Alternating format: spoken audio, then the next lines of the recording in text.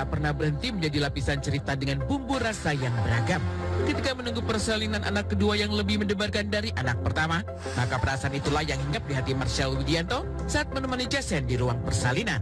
Keduanya seperti tersambar petir saat dokter menyarankan untuk segera lakukan tindakan operasi demi menyelamatkan sang bayi yang terlilit tali pusar. Ya puji Tuhan kemarin proses kelahirannya lancar, terus ya karena memang agak mendadak karena anak kedua gue tuh kelilit tali pusar lehernya, terus memang harus dilakukan operasi sesar waktu itu. Panik kalau kelilit tali pusar tuh nutrisinya nggak nyampe ke dia kan, jadi akhirnya ya ditangani dengan cepat gitu, dan memang hari itu memang lagi jadwal check up. Jadi kalau hari nanya ini dipasin banget hari segini enggak, karena kita pengennya juga ya biar dia normal lah gitu, maksudnya layaknya bayi-bayi biasa, tapi dia lebih hebat daripada bayi-bayi biasa.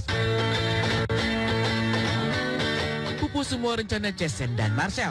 Niat ingin melahirkan seperti persalinan pertama yang normal, nyatanya harus berubah secara tiba-tiba. Kendati demikian, persalinan secara sesar dirasa lebih efektif demi menghindari risiko yang tidak diinginkan.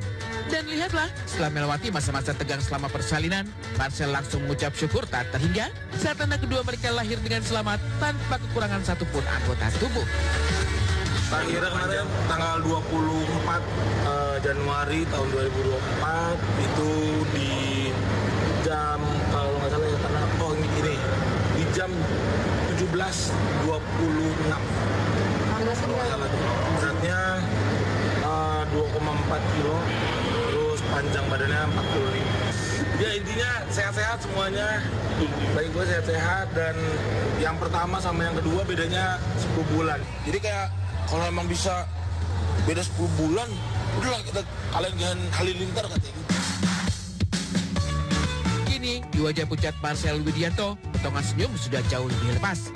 Tak ada lagi debar cemas. Paling tidak, fase terberat sudah terlewati. Menariknya, bayi laki-laki dengan berat 2,4 kg dan panjang 45 cm itu diberi sebuah nama yang konon diambil dari nama seorang bangsawan Prancis. Ada. Apa tuh? Abelano. Panggilannya kan Lano. Abelano tuh bangsawan Prancis yang bijaksana. Peristiwa hadirnya anak ke bumi selalu menjadi rangkaian waktu yang mendebarkan, mengharukan, dan tentu saja membahagiakan. Ia bukan ujung perjalanan, tapi puncak penantian paling sensasional dalam proses alamiah yang dilalui oleh seorang ibu. Namun, tentu membesarkan anak bukan hanya peranan ibu semata, melainkan kerjasama dengan ayah. Lantas, benarkah Marcel mengaku kewalahan mengurus 2 orang bayi sekaligus? Repot pak, pusing pak, bener ini. Urusin 2 anak ya? Iya, urusin 2 anak, begitu bini. Jadi ternyata setelah lahiran tuh masih ada kontraksi-kontraksi lagi. Nah itu gue baru tahu tuh. Jadi itu yang, kamu masih kontraksi, gue bilang kembar anak kita. Enggak, emang begitu. Jadi setelah lahiran ada kontraksi lagi, jadi kayak memang harus lebih ekstra lagi buat jagain dia. Meski secara waktu dan tenaga terkuras untuk mengurus anak, Marcel tak mengeluh. Ia sadar betul bahwa tugas sebagai seorang ayah makin bertambah, termasuk mencari nafkah untuk hidupi anak dan istri. Udah pasti. Dari pagi gua.